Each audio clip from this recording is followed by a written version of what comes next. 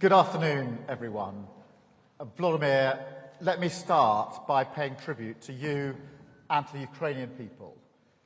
You are fighting not just for Ukraine, but for the freedom and security that is cherished by the British people and by all Europeans every single day. Just a few moments ago here in the United Kingdom, we saw the sentencing of 6 men for Russian-sponsored arson attack on a warehouse in East London. This was a warehouse storing humanitarian aid and satellite equipment destined for Ukraine. We will not tolerate this hostile activity. And it just underlines the point. Your security is our security. What happens on the front line of Donetsk today is shaping our collective future for years to come.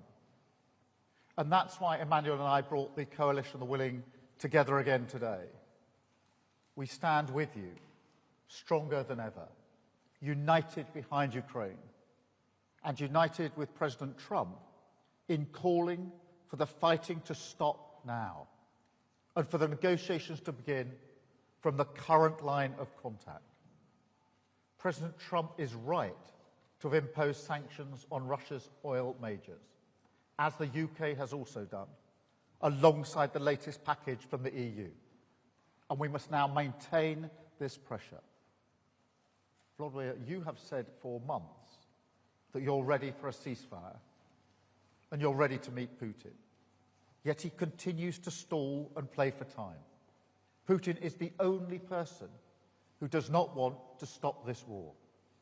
His strikes on civilians this week made that crystal clear once again, targeting energy infrastructure ahead of winter, hitting young children in their nursery, claiming the lives in Kyiv of a 12-year girl and a 6-month-old baby. This is who Putin is. Time after time, he rejects the chance to end the war.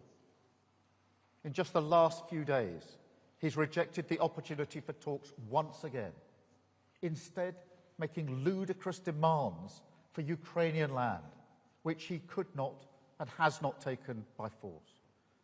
Of course, that is a complete non-starter, and it shows yet again that he's not serious about peace.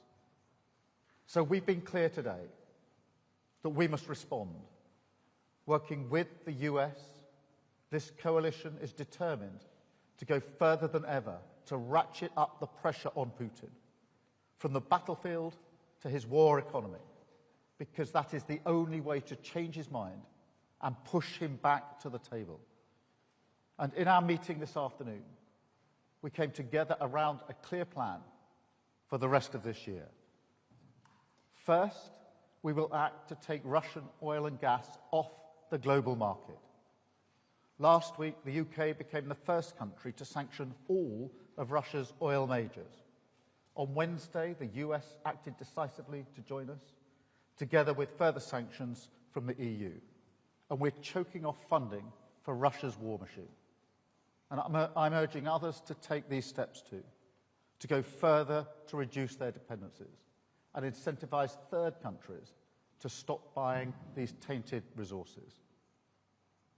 Second, we're determined to push on with the progress on Russia's sovereign assets and unlock billions to help finance Ukraine's defence. The bill for Russia's destruction in Ukraine should be paid by Russia. So we want to move ahead at speed with the work needed to deliver reparation loans and get the funds flowing to Ukraine. Third, we are strengthening Ukraine's air defence to protect its civilians and its energy infrastructure. I announced today that we're accelerating our UK programme to provide Ukraine with more than 5,000 lightweight multi-role missiles. This programme has created hundreds of brilliant jobs in Belfast, and they're working now to deliver an additional 140 missiles ahead of schedule to bolster Ukraine's defences through the depths of winter. Fourth, we will keep up the military pressure on Putin through the continued provision of long-range capabilities.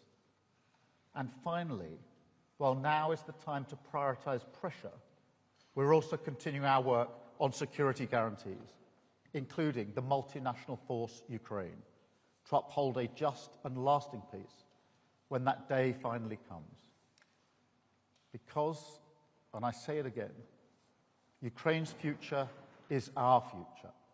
What happens in the weeks and months ahead is pivotal for the security of the United Kingdom and all our allies across NATO and beyond.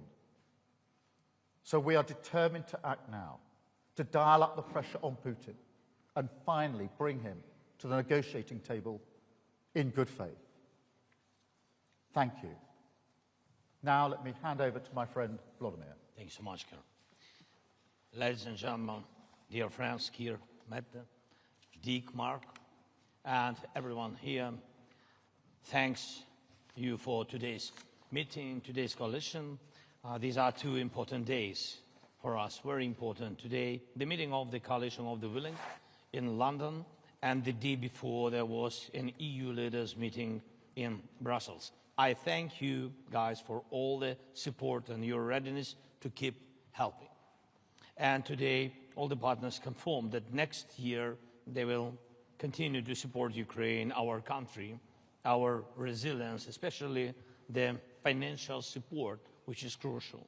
And today, the new Prime Minister of Japan joins the coalition for the first time, and all the signals are clear. Thank you. We all see the challenges these days, and the Russians are carrying out a campaign of terror against our energy system, and they really want to make the winter cold a tool of torment and pressure on Ukraine, our people, and on our defense. And Russia's goal hasn't changed. They want to break us, want to break Ukraine, and they are doing everything to achieve it. So that's why our defense means everything that truly stops Russia from killing, destroying, and terrorizing. First, air defense, and today we spoke in detail with our partners about the systems. It's important that our partners focus on what's most practical and effective, and we gave all the details. Second, of course, it's important that everyone agrees the front needs substantial attention, and the focus must be on it, and thank for all the steps of help. And third, we are promoting a more meaningful approach to diplomacy. Diplomacy matters only when it can lead to real decisions. And when it comes to Russia, that dish has many ingredients. The essential ones are real forms of pressure on Russia, sanctions, our long-range capabilities, political pressure, accountability for war crimes, and real actions regarding Russian assets. Today we all agreed sanctions that hit Russian oil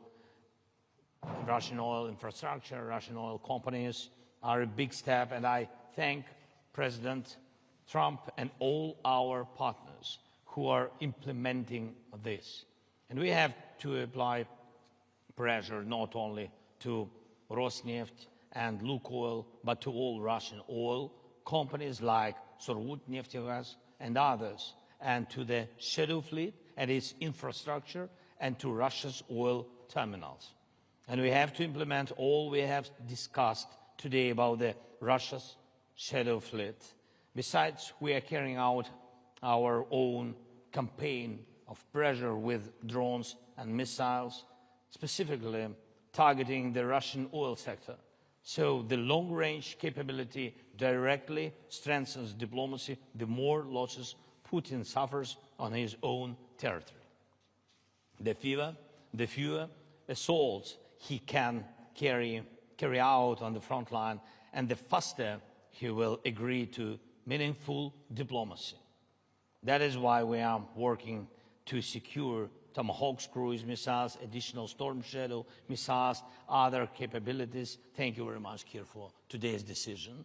Thank you for your support that you said, and about long range. And there must be no option left for Russia except to end the war and return peace to our country. And of course, I also want to thank our partners for working with us to produce weapons, for investing in our country, for joint projects, and for the agreements we are now implementing.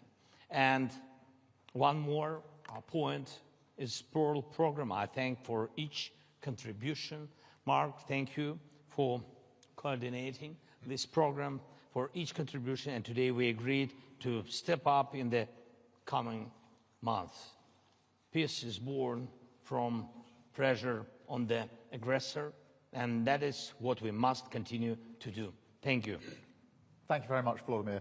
Mark, can I turn to you? Yeah, thank you, and good afternoon. And as Keir Starmer and Volodymyr Zelensky have said, we just concluded a very productive meeting of the Coalition of the Willing, and I welcome the initiative allies are showing to strengthen our support to Ukraine even further. Just 2 days ago, I was in Washington, where I had a very good meeting with President Trump. The sanctions that the US has placed against Russia's largest oil companies will starve them of revenue and significantly increase the pressure on Putin to come to the negotiating table. And they show once again that President Trump is absolutely committed to end this war and bring a lasting peace to Ukraine. I'm glad that I was able here today to join allies and partners to discuss how we support these peace efforts and how we can increase the pressure on Russia to get there. In Ukraine, Putin is gaining little ground on the battlefield. And where there are marginal gains, they are coming at a huge price. Hundreds of thousands of Russians are dying for Putin's deluded aggression. Ukraine continues defending itself bravely, and our support to them is working. The truth is that Putin is running out of money, troops and ideas. President Trump said it very well. They should stop where they are now. And now is the right time to increase the pressure on Russia, so we can finally get a fair and a just peace for Ukraine. I therefore welcome the recent announcements by European allies and Canada of additional military aid to Ukraine. The developments on the battlefield show that our support to Ukraine is working, and we need to keep it up. We need to pair this support with sanctions and economic pressure, and the EU's 19 seconds package against Russia is another good step in this direction. On both sides of the Atlantic, we want this war to end. And the good discussions this week in Washington, yesterday in the European Council, and now in London indicate we are moving in the right direction. Thank you so much. Mark, thank you so much. Mette, can I come to you? First of all, thank you, Keir, for hosting us today, and thank you, Volodymyr, for joining us yesterday in Brussels in a meeting with the European Council, and today in the Coalition of the Willing. It was Putin that called President Trump some days ago because he was scared that Ukraine would get the upper hand. Yet he rejected Trump's proposal for a ceasefire along the current front lines, a suggestion that we support, and same goes for you in Ukraine. But Putin doesn't want to stop the killings. There is no indication that Russia and Putin wants peace, not even a ceasefire. And Russia continues its hybrid war against NATO and the West. Today, the Coalition of the Willing, we have agreed to increase the pressure on Russia, agreed that we must find long-term financing of Ukraine's ability to keep fighting, boost Ukraine's defense industry with European financing, finance much-needed US weapons, and to put more pressure on Putin's weak economy with new sanctions. I think this week we have taken significant steps with EU's new sanctions package, targeting Russian energy sector, the shadow fleet, and much more. United States have now sanctioned, as we already have heard, Russia's 2 largest oil companies. And already last week, the UK, announced sanctions targeting those companies as well. I think Putin's strategy has been to wait for us to stop, at some point to give up. But of course, this will never happen. So once again, we have today agreed to be united in our efforts and our promise to to you, dear Volodymyr, and to Ukraine and to all Europeans is that we are willing to continue, of course. Thank you so much. And then to you, Dick, please. Thank you, Keir, and thank you for hosting the Coalition of the Willing today. And Volodymyr, thank you for being here as yesterday in the European Council. And both meetings had the same purpose, peace. And in doing so, and making sure that that will happen, we need to keep Ukraine in the fight, as everyone more or less stated today in different words. We need to maximize support to Ukraine. And Ukrainian needs have to be leading in that. What we see is that Russia is the only party rejecting a ceasefire, circumventing all diplomatic initiatives and continuing to attack Ukraine. The only way to persuade Putin to engage in serious talks is to increase economic pressure on Russia and our support for Ukraine. This week, important measures were taken in the EU and the US, and coordination for further steps we could take is necessary. First of all, on sanctions. It would be good if the EU were to copy the US-UK sanctions against Lukoil and Rosneft. We must also do more to dismantle the shadow fleet systems, and the Netherlands will take its part when it comes to the North Sea. This could hit Putin hard financially, as this undermines his revenues on global oil markets. Second is support. It's crucial that all countries contribute. Only then can we maintain a high level of support and keep Ukraine afloat militarily and economically. We must increase military support bilaterally as well as by ordering armed packages from the US, and a couple of the speakers already mentioned the Pearl package. And we must make sure we step up our energy assistance to help Ukraine and the Ukrainians through the winter.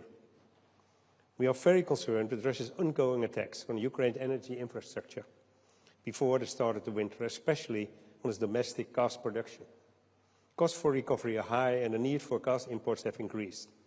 The Netherlands, therefore, will increase financial and material support on energy, and we urge all our partners to consider increasing their contributions as well. We can put more pressure on Putin to end this war if we work even more closely together and widen our impact on Russia. And at the same time, this is the way to create the best possible conditions on which Ukraine is able to negotiate. Thank you. Thank you so much, Dick. Thank you, colleagues. We're now going to attempt a Q&A, a five-way Q&A, where we will each ask, be asked a question. And I'm going to start with Beth, please, from Sky. Thank you. Prime Minister Beth Rigby from Sky News. This is a question to both Prime Minister Starmer and President Zelensky, if I may. You are the coalition of the willing, but you're unable to stop President Putin without US support. How disappointing is it that President Trump won't at the moment provide long-range Tomahawk missiles? And is the President right when he says you'll hopefully be able to get the war over without them? Can you?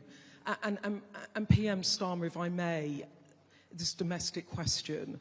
Overnight you suffered a disastrous election loss in Caerphilly, a seat that's been a Labour-held seat for over a century.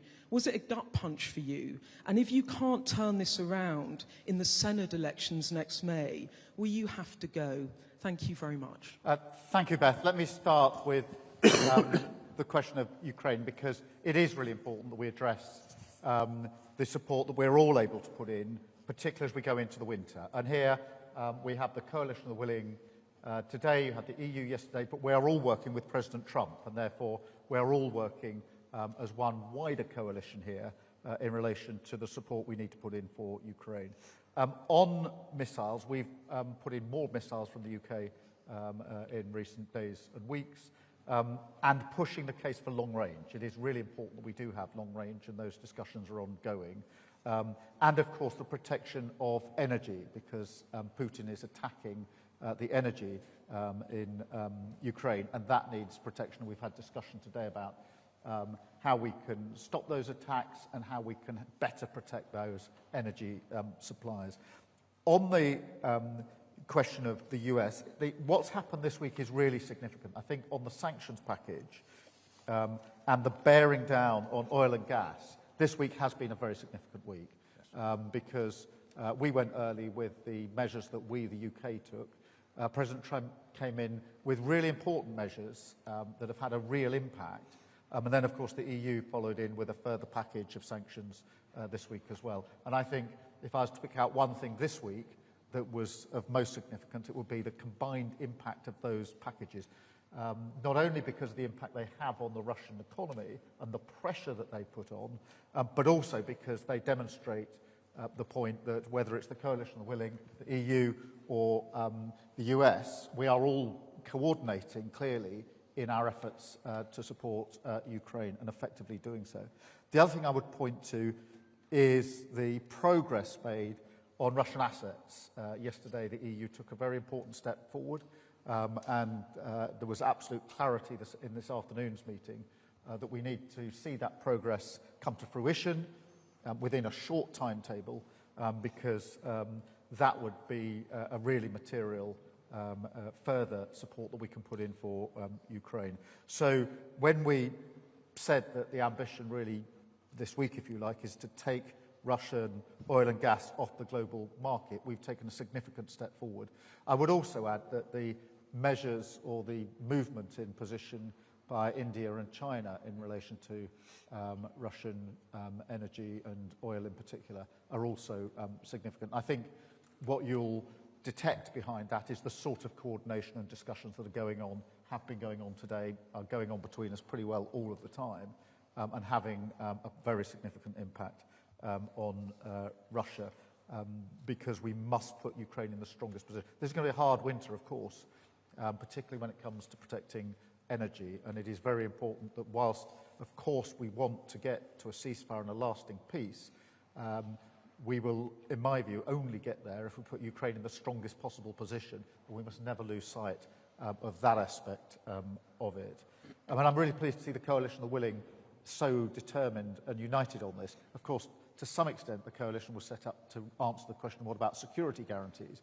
But to see this wider coalition now working in a coordinated way, I think it really reinforces why the coalition of the willing is so important. In relation to the by-election, look, I'm deeply disappointed by the results. I'm not going to suggest otherwise. I spoke to the First Minister this morning, and clearly we need to reflect and regroup and double down on the delivery in Wales, and we clearly need to do much more. Vladimir, can I pass over to you on the first issue? Thank you very much for the question. So, first of all, we're not finding and we're not searching the way how to stop Putin and how to finish this war without the United States. So our plan is to make strong steps together. That is the plan, by the way, of Putin. He wants to divide us, to make us weaker. And that's why I think that we have to do everything together. First, of course, pressure on Putin, but really practically. First, sanctions, and you see 19th package, and oil pressure from the United States. And I think this is a very strong step. The second point is long-range pressure between us. From the very beginning, it was about our drones, our long range. Then, God bless, we had such partners like UK and France, and the partners gave us Storm Shadows and Scalps. Then, only after that, United States joined us, and we began to use ATACMS. Not big number, but in any way, it's about together. Yes, and now we count on some more strong instruments, but we will see. Yes, then about air defense. Again, it's about together decisions. We really don't have something which can destroy ballistic. That's why Americans helped us, but also Europeans, because firstly, Europe delivered Patriot systems, but United States, they did it together because United States gave licenses for this. Yes, but I hope that we will in any way we will find a way how to produce our own systems. We have to do it, and I think this is the most important thing, that politically it's very important to go together. That what about coalition are willing, and the result at the end will be security guarantees. And again, with the security guarantees, we need to have United States. This is very important. Thank you. Thank you very much. Vladimir, I'm going to pass over to you to call your question, please. Thank you so much. Highly prepared. Валерія Пашко, доброго дня, Суспільне.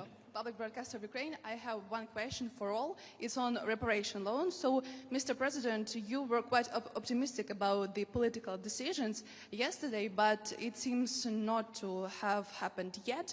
What's your view on that? Is it disappointing now for you? And Prime Minister Frederiksen and Prime Minister Skov, why the Council conclusions were changed yesterday? Like the leaders didn't give the green light to the Commission to develop the legal framework for these reparation loans. What would the discussion look like yesterday? And Prime Minister Starmer, for you, is the EU could join to share this financial burden, because the EU aims to bring on board all the G7 countries? Thanks. Yeah, I will begin. Thank you. So I think that the decision with Russian frozen assets is crucial for us, and but I think that there are 3 steps in this question with frozen assets. The first one is political decision, then practical decision, and then implementation. And I think that yesterday we've got political decision. That's why I think this is positive signal. Then practical decision. We hope that we can get it to the end of this year. And only after that, implementation. So that's, God bless, we can have at the very beginning of the year. But we will see. Thank you. Meta probably makes sense. Yes, let me be very clear. I think the idea of a so-called reparation loan is good. I haven't seen any alternative. And the idea of letting Russia pay for the damages they have done in Ukraine is the only way forward. Of course, there are some technical questions that has to be answered. There are a lot of details that we have to work on. But first and foremost, this is a political decision and a political choice. I support the idea totally, and I think we have to work in a way that we have a solution before Christmas Eve, so we are able to ensure that we can finance Ukraine for the next years. I know some colleagues find this way forward more difficult than I do, and we have to solve the problems, but I also have to say, what is the alternative? The alternative is not to let Russia win this war, and the alternative is not to ask all the Europeans to pay instead of Russia. So we need to solve the technical issues. I am sure that we will be able to do that, and then we will hopefully, I will work for that, have a decision before Christmas Eve. Dirk, did you want to? Yeah, thank you. And of course, I fully agree with Mette. But let me just add a few points. The political decision yesterday was made, and that's very important, that we are going to financially support Ukraine in 26 and 27. And that's an important decision we made yesterday. It's important for Ukraine, it's important for the European Union, it's important for all our partners. Then the second issue is that we talked about, and I think this is an important issue. Of course, you can say it's the technical or financial, but there are risks, and we talk about mutualization of risks. And I heard a lot of countries and leaders yesterday say that they want a guarantee. And that's important, because we have to share the risk, and it cannot be put only on Belgium. And then, third of all, I hope, just as Mette said, that we come to an agreement on the technical workout of the reparation loan, because financially it's going to be important, but also politically it's important to hurt Russia, and therefore I'm much in favor. Thank you. Just linking the two, if I may. Firstly, the political decision that was made yesterday by the EU is really significant, and we shouldn't lose that. The question of the Russian assets has always been complicated and difficult, and there's no pretending otherwise, and it is really important that the detail is worked through. I think Meta is right to say putting a timetable around that makes complete sense, but I wouldn't underestimate the significance of the move that was made yesterday, and a very high level of agreement today that we need to make progress on that. In relation to your broader point about the UK and the EU in particular, yes, we are coordinating a lot of what we do, and that is a very good thing.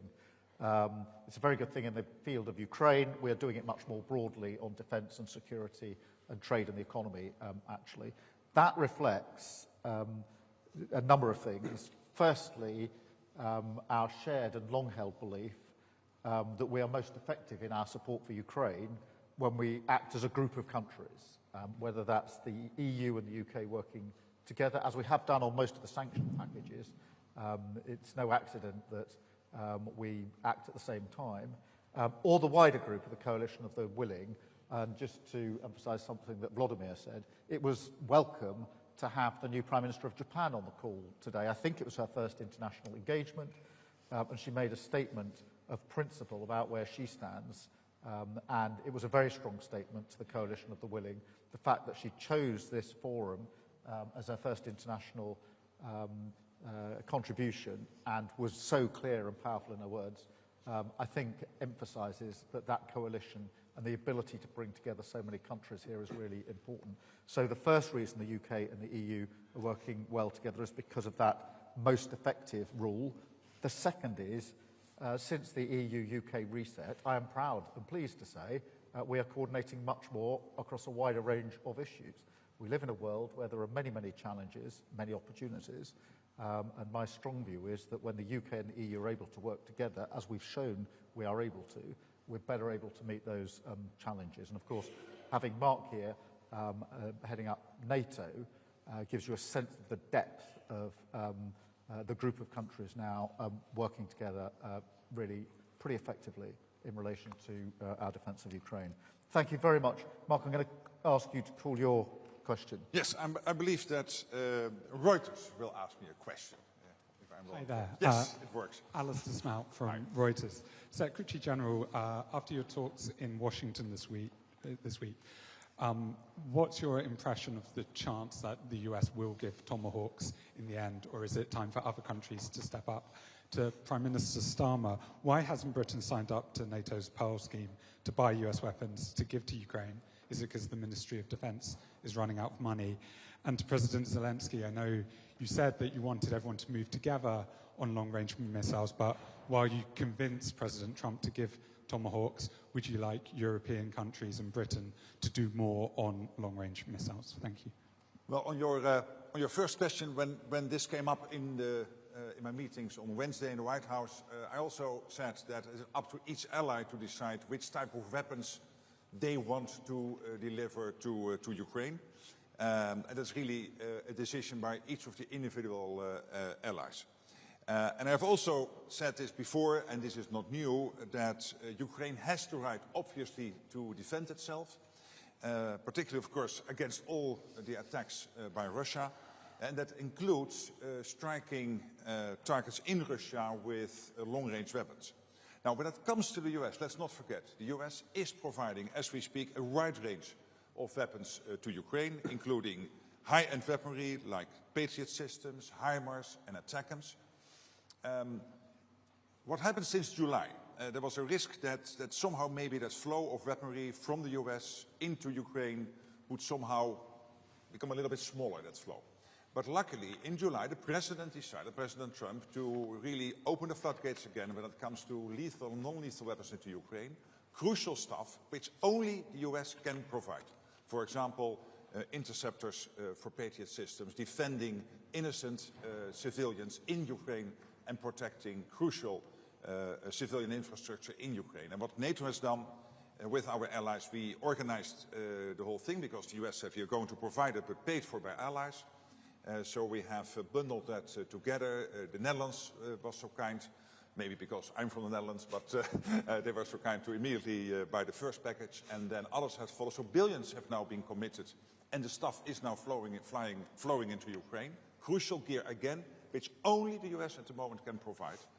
because it is never, it's not in the stockpiles of Europe or wherever. So that's happening now, and we are working very hard to make sure that that flow will continue to the tune of about $1 billion or a little bit over $1 billion a month. And then on particularly the Tomahawks, of course, the President and I discussed that. The issue remains under review by the President, and again, it's up to the US to decide. Look, in relation to the UK's position, our support for Ukraine is very clear, and it's been there from the start. And we've made a huge contribution, whether that's financial or in particular on sanctions, the work we're doing there to bear down the example I've given of what we've done just this week. Also on capability, whether that's drone co-production, which we're working on at the moment, or long range, and many other aspects of capability. And in the liaison work that we have operating with our Ukrainian colleagues. So we're very clear about the support that we're putting in. And the reason for that is not just because this is about Ukraine's freedom and sovereignty, but because it's about the freedom that we all have across Europe. This is, of course, a fight for Ukraine's future and sovereignty, but it's also a fight for Europe and for the United Kingdom. And therefore, this isn't simply an act of us working with Ukraine solely for Ukrainian benefit. We are working with Ukraine for Ukraine, of course, but also for the benefit of all the rest of us. Thank you very much. Mette, can I come to you? I don't have any. You don't? Okay, great. It's a good thing Beth didn't know that to start with, although I should have definitely had another question. Dick, can I come to you first? Yes, and the question is going to be a surprise, that's I'm sure. AMP, or in good Dutch. Sorry, I thought it was to reply on what you were asked for. No. My apologies, Mette. Sorry, of course. No. Danmarks Radio. Yeah. No. I thought you wanted me to reply on questions for you. I'm so sorry, Mette. Danmarks Radio. Yeah, apologies. But also for you, Prime Minister Starmer. You say you want to take Russian oil and gas off the global market to put pressure on Putin. But since the beginning of the war, the EU countries alone have bought Russian energy worth more than 215 billion euros. Doesn't this proposal come 3.5 years too late? And also for you, President Zelensky, what do you think? Do you think this comes too late?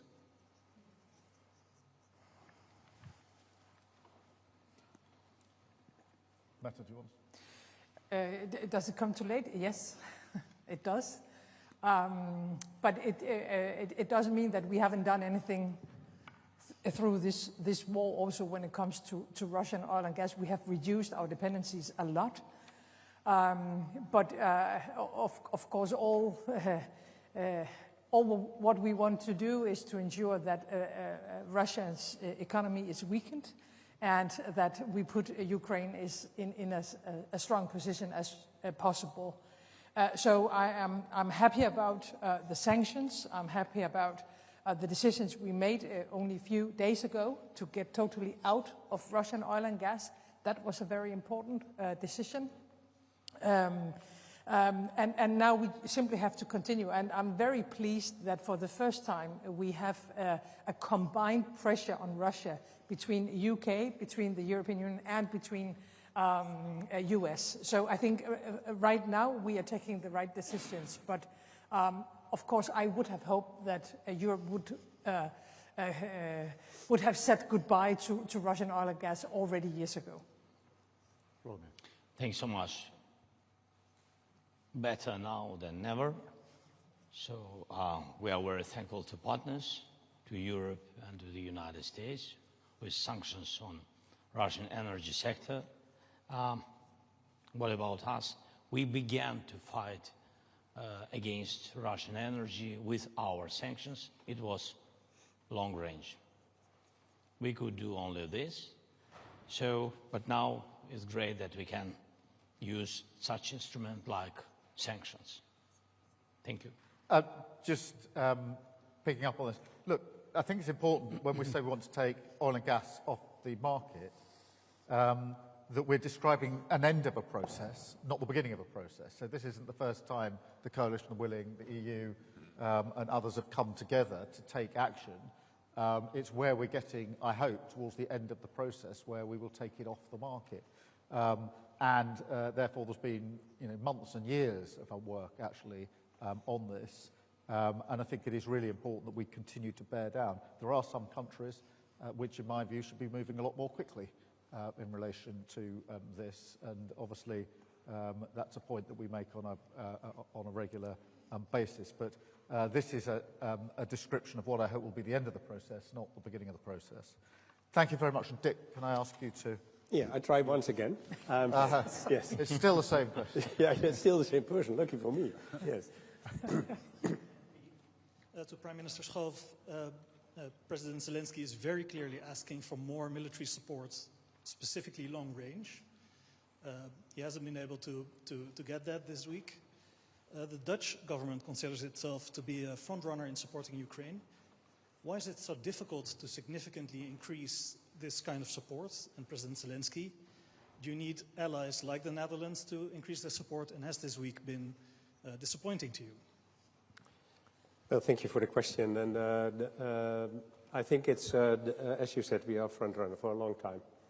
I think that's very important. It's something that the Prime Minister of the UK just mentioned as well. I mean, we do this because we absolutely believe, of course, that we have to support Ukraine and the Ukrainian people in their fight against the aggression war of Russia. But at the same time, it's so important to support, and we must never forget, that it's also about freedom and security in Europe, and therefore also for the Netherlands.